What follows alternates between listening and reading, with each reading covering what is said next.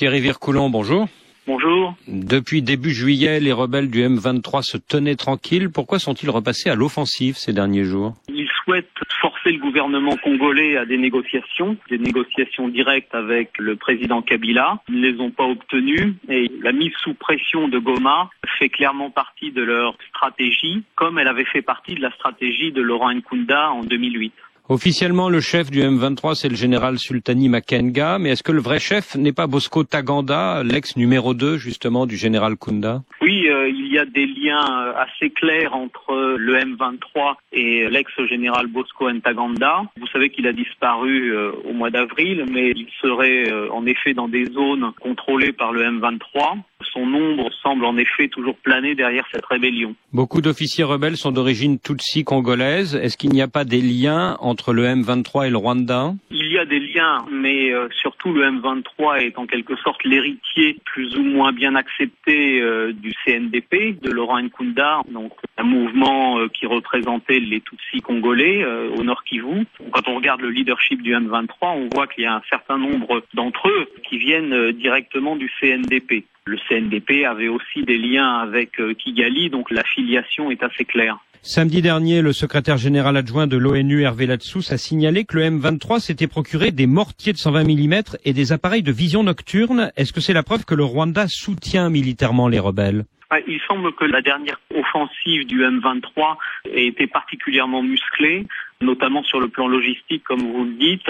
Et en effet, une des voies d'approvisionnement du M23, selon aussi bien les Nations Unies que d'autres organisations, semble être le Rwanda. Le M23 était localisé à la frontière du Rwanda et aussi de l'Ouganda. Donc ce positionnement géographique semble aussi indiquer que ces lignes d'approvisionnement logistique passe peut-être par ces pays. Mais il est clair maintenant que le M23 est capable de prendre la capitale du Nord Kivu. Et voulez-vous dire que le M23 peut échapper à ses parrains rwandais et ougandais et mener sa propre politique? À l'heure actuelle, c'est extrêmement difficile de dire qui tire les ficelles et qui est le véritable décideur de cette offensive contre Goma. Mais si des choses graves se passent à Goma, et notamment si la ville est prise dans des violences et qu'on a un bain de sang à Goma, je pense que ça rejaillira sur tous les États de la région. Hier, les rebelles réclamaient le départ des troupes congolaises et le maintien dans la ville de Goma des seuls casques bleus. Est-ce que ça veut dire qu'il y a eu des discussions discrètes entre New York et les rebelles? Il y a eu en effet des interventions de New York.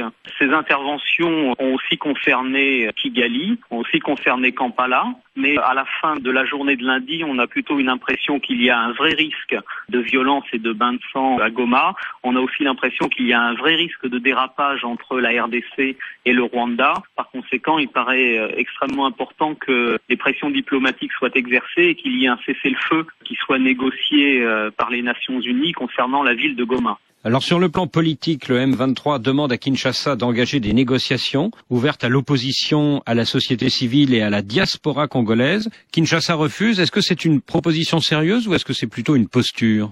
Ça peut être une posture, d'autant plus que dans l'immédiat, ce qui est indispensable, c'est plutôt le cessez-le-feu autour de Goma, peut-être une démilitarisation de Goma, comme l'évoquait le M23, mais en tout cas, il faut qu'il y ait une décompression, parce qu'on sent bien que l'accumulation des incidents peut faire très très rapidement déraper les choses.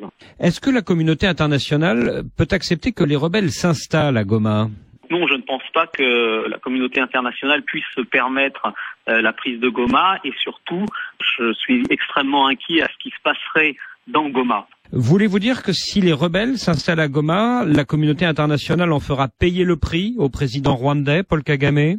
Je pense que depuis plusieurs semaines, aussi bien à New York qu'à Bruxelles, on discute d'éventuelles suspensions d'aide à l'égard du Rwanda, d'éventuelles sanctions.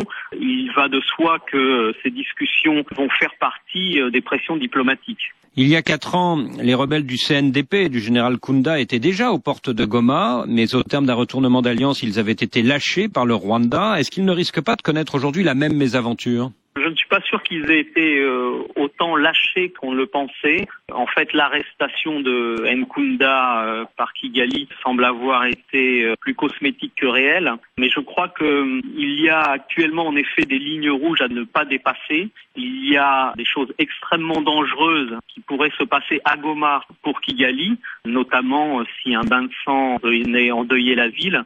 Il va de soi que Kigali risquerait d'être pointé du doigt et cela pourrait se traduire en effet par des sanctions à un moment où le Rwanda doit l'année prochaine entrer au Conseil de sécurité. Donc je pense qu'il y a là des enjeux extrêmement importants pour Kigali. Thierry Vircoulon, merci.